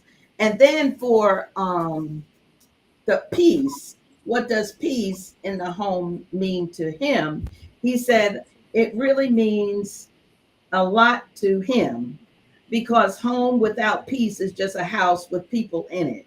So peace in the home to me should be like a home full of joy, respect, and selfless people. So I think about Proverbs that says it's better for a man to live in the corner of a roof. I've heard that. Corner of a roof than to be in the house with a brawling wife. I've read it and I've heard it. Yeah. And that's subjective. Because what is a brawling wife? You don't have peace on that roof rather than to be in the house with wife. Well, stay on the roof, brother, until the peace come back to the sister. And I'm just joking. I'm just out on the roof for the house because they don't want to be in the house. that's why I asked the question: is this peace at the sake of another person's happiness? So, because some people may think of peace as you agree with everything that I say, you agree with everything that I do. You don't ever there's no discussion. I just make the decision. I'm telling you, I'm seeing women and young women in marriages where their husbands don't even allow them to drive. They can't even drive the car, and then they'll make a statement like, I want to be able to drive you anyway, everywhere. You're my queen. No, that's control. I don't believe that. I don't believe that. I believe that you're trying that you don't leave, he doesn't leave money at home. So if something happens, your wife doesn't even have money to pay for something. So the only way she can go out is with you. And the only way she can purchase something is if you give her money, and you don't want her to work. You don't want her see those are a lot of elements of a prison. Yeah. Mm-hmm. And sometimes people don't realize that Mm-hmm. they're putting a woman in a prison when they're trying to make the statement of, I'm taking care of you. Mm-hmm. But at the sake of someone else's peace, at the sake of someone else's, I just don't, because we don't see in the scripture the woman being like that. That Proverbs 31 woman is working. She is an entrepreneur. She is running a business, and people in that city know her. She's buying land and building houses, making decisions on a. She's not just buying bras and girdles for her housemaids.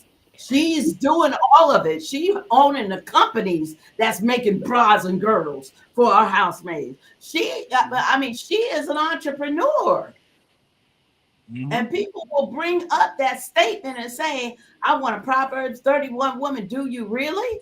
Could you handle a Proverbs 31 woman? Because that's a very aggressive and a very assertive personality to be running businesses, buying land, and doing all of that kind of. That's a very assertive woman. Mhm. So, is that really what you want? Now, I'm not saying that a woman should be assertive and then be evil and nasty to her husband, or to act like, some kind of way towards him. I'm just saying, I don't know if people know what they're really truly asking for. I You believe know, you should enhance one another. In that it should, you know, enhancing one another, where allowing each one to bloom in their in you know and to prosper in their own individuality ways, where you're enhancing, making one, even as scripture talks about, esteeming one more than each other, like you're doing it with each other, and that, just as mommy said, being submissive to one another, one another. understand that Yeah. if I shine, if you shine, I shine. Shine. And if you Right. shine, I shine. And if I shine, you shine. In essence, because you're one first, always remember you're one. So it's just like, there in the British, she talks about, that man is to love his wife as he love his own flesh. He don't Right. want to be in a place where Correct. he's in prison.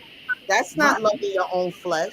Living your own flesh. Flesh is loving someone where you want them to be in a place where at their best. I'm trying to think of the word. I can't, I'm lost for words at the moment. But in essence, you're both shining and enhancing one another. At the optimum place. Yeah, yeah. Sherrod said one. Go ahead. And also, just want to add also that, especially most definitely not having egos, because that's another thing that can also destroy a relationship, having egos. Egos. Ego. Mm-hmm. Definitely so. Egotistic. Egotistic. Mhm. Well, Yeah, and that's for a man and for a woman. So we talked about that misogynistic spirit can overtake a man or a woman. It's a spirit. It has no gender. Yeah.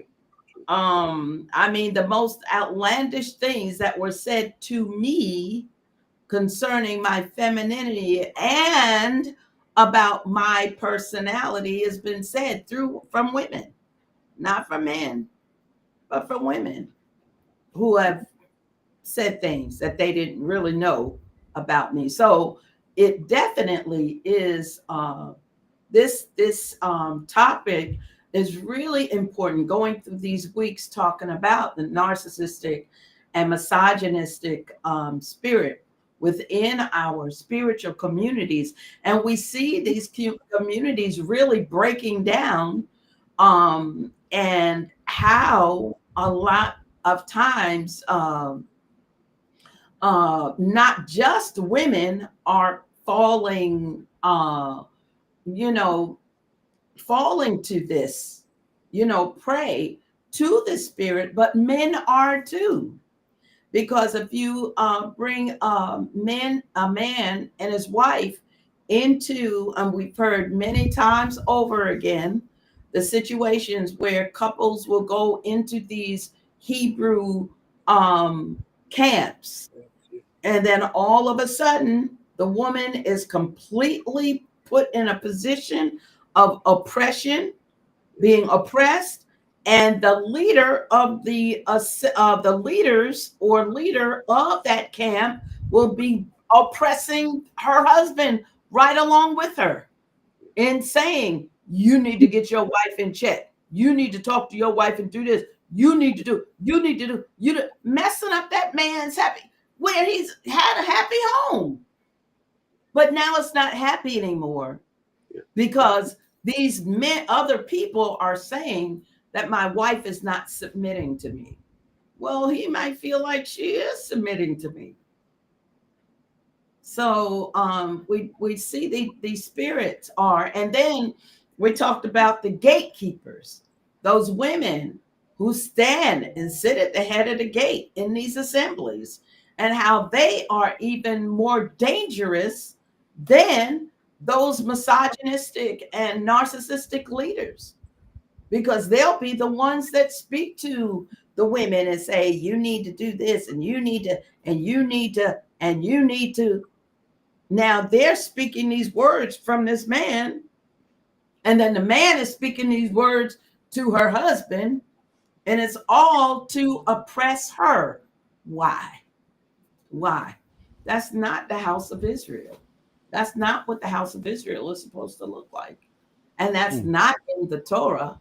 Absolutely not in the Torah. Father Yah is very clear about how man is to treat his wife and how he is to take care of her and his daughters and everything that he owns, everything that's under him is under his, that rule. But those two work together, husbands and wives together, to take that vision on to the next level. So I think this has been a great discussion. And maybe we should think about, now that we've had our brothers on, maybe we should think about, having some of our sisters on to ask those same questions. What does this mean to you? So our brothers can hear, the hearts of, the woman, and what, because we just think some differently, but it's really made me stop and think since we've been discussing this, really. So does anyone have anything else you want to bring out? Anything at all? This was a great uh this is a great conversation per usual. I'm gonna say it again. Thank y'all for allowing me on y'all platform. Y'all women continue to do great things to this kingdom. And yeah, we need these conversations. It's definitely needed. So, shalom.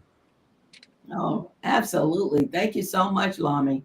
Thank you so much, Sherrod. Thank you for coming on. I appreciate this.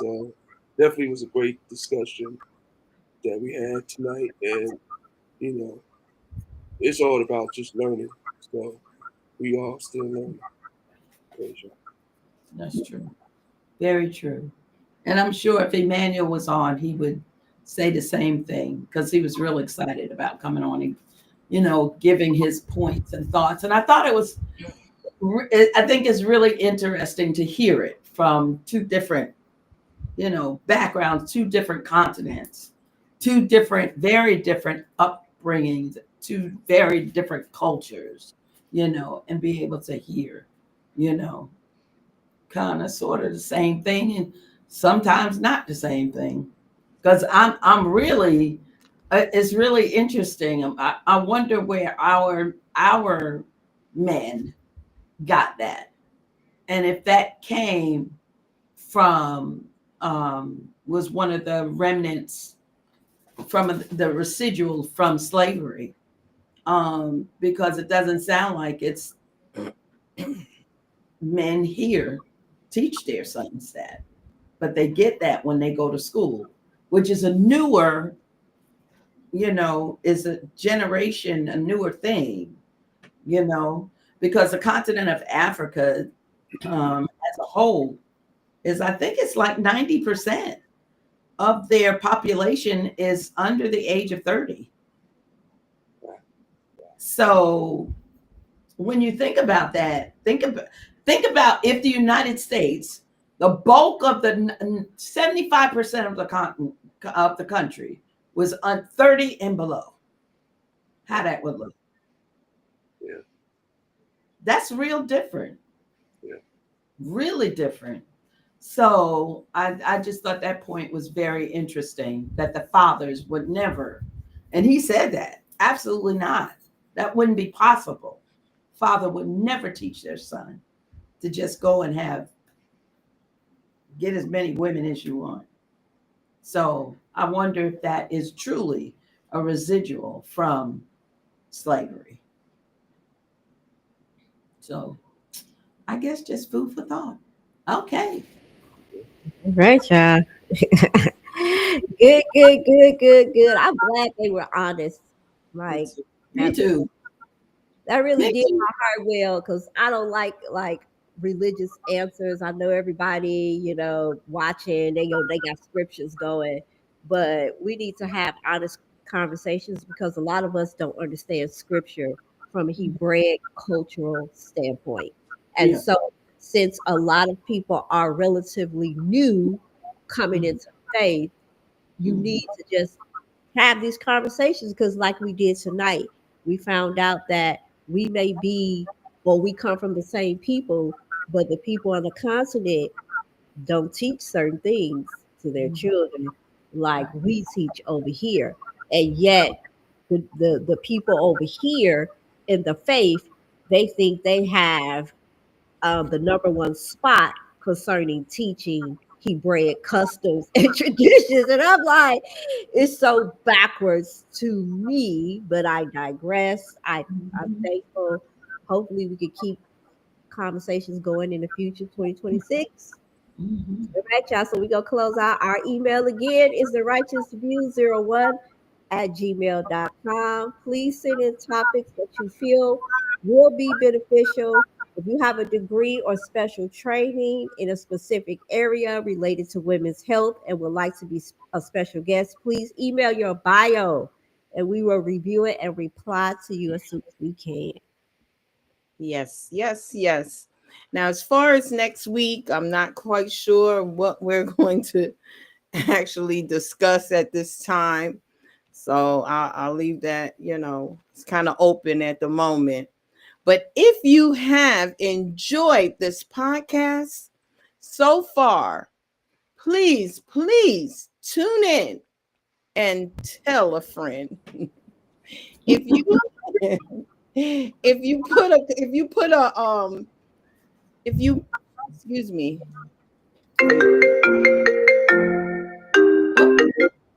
bear with me. My phone wanted to act.